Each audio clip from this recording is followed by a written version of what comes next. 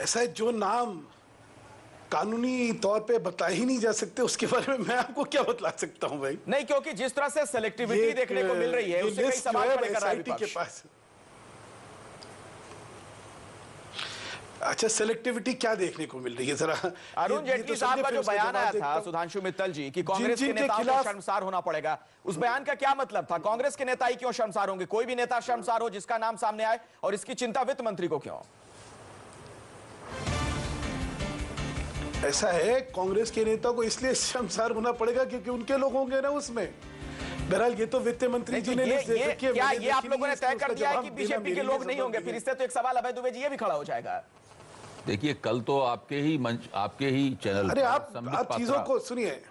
जी जी, बोलिए बोलिए सुधांशु जी, बात सुन लीजिए, एक बार खत्म कर लूं फिर। हाँ सर, बोलें बोलें। ऐसा है, लिस्ट जून की 2 एसआईटी को भी दे दी गई थी, और आज आपने सुना कि सुप्रीम कोर्ट को दी गई है वही लिस्ट जो है जो पहले एसआईटी को दी गई थी। अब सुप्रीम कोर्ट ने एसआईटी को ही वापस भेजी है।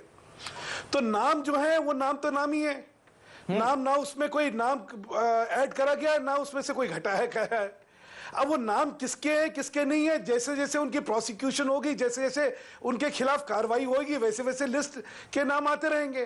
और जो नाम आएंगे उससे किसको चिंता होनी चाहिए, अपने आप सोचिएगा। चलिए वो एक बात। दूसरी बात यह है कि एक चीज जो महत्वपूर्ण थी, 2011 में ये नाम आए हुए थे लेकिन कोई कार्रवाई नहीं हुई। अब क्योंकि 2015 की एक लिमिटेशन हो रही है, ये चीज जो है 2013 की लिमिटेशन भी हो सकती थी, 31 मार्च 2013 की भी हो सकती थी, क्योंकि 2011 में नाम आ गए थे लेकिन कुछ नहीं हुआ। नहीं, वो तो कल कांग्रेस के प्रवक्ता का बयान सुन रहा था। सुप्रीम कोर्ट को कल यहां तक कहना पड़ गया कि जब तक हम मॉनिटर नहीं करेंगे कुछ नहीं हो सकता है।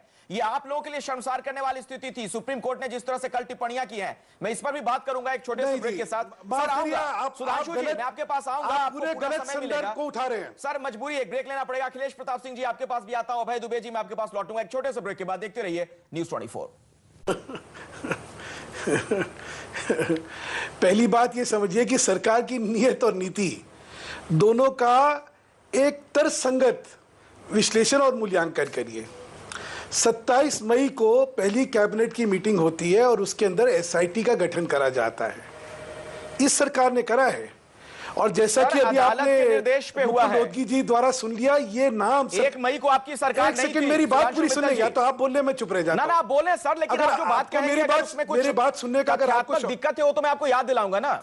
बोले क्या? अच्छा, क्या 1 मई को अदालत के निर्देश पे, 1 मई को क्या आपकी सरकार थी? मैं क्या बोल रहा हूं आपको? आप क्या बोल रहे हैं? मैंने आपसे कहा 27 मई को भारतीय जनता पार्टी की। जी मैं कहां श्रेय ले रहा हूं, मेरी बात तो सुन ले आप। बोलिए। आप देखिए, अगर हर चीज आपने पहले ही तय कर रखी है तो फिर बात अलग है। मेरे कथन पे मुझसे पूछिए तो बहुत अच्छा रहेगा। 27 मई को सरकार आती है और 27 मई को सरकार 26 को आती है, 27 को एसआईटी का गठन होता है और 27 जून को यह लिस्ट जो है एसआईटी को दे दी जाती है। यह लिस्ट 2011 से सरकार के पास है। कानूनी तौर पे 2011 में जब उनको इस काले धन का पता लगा था तो इनकम टैक्स एक्ट के तहत उसमें कार्रवाई हो जानी चाहिए थी। इन्होंने कुछ नहीं करा। मैं उसका जवाब कार्रवाई एसआईटी के सुधांशु मित्तल साहब, आप जो बात कह रहे हैं ना महत्वपूर्ण बात है, मैं उसका जवाब लूंगा। अखिलेश प्रताप सिंह जी से मैं उसका जवाब लूंगा, लेकिन सुप्रीम कोर्ट ने आपको आज तक की deadline the, tomorrow your time is up. ये कहना पड़ा सुप्रीम कोर्ट को, जब तक हम मॉनिटर नहीं करेंगे कुछ नहीं हो सकता है। इतनी तल्ख टिप्पणी की देश की सबसे बड़ी अदालत ने, तब जाकर ये लिस्ट सौंपी आपने। आप कमाल के, मतलब मुझे लगता था कि इस सारी चीज को देख के एक ढंग का हम लोग विश्लेषण करेंगे। कल सरकार ने क्या कहा, ये लिस्ट हम ऑलरेडी एसआईटी को दे चुके हैं 27 जून को। सुप्रीम कोर्ट ने कहा नहीं, आप लिस्ट हमें दे दी। मैं बता रहा हूं, उनको उठा के लिस्ट दे दी। उन्होंने क्या करा, उस लिस्ट को वैसी लिस्ट उठा के एसआईटी को भेज दी है। अब इसमें अगर आप सरकार को कटघरे में खड़ा करना चाहते तो करते रहिए। चलिए ठीक है अखिलेश प्रताप सिंह जी, जो लिस्ट एसआईटी को सरकार दे चुकी है उसमें आप हमें खड़ा करेंगे। अखिलेश प्रताप सिंह जी आप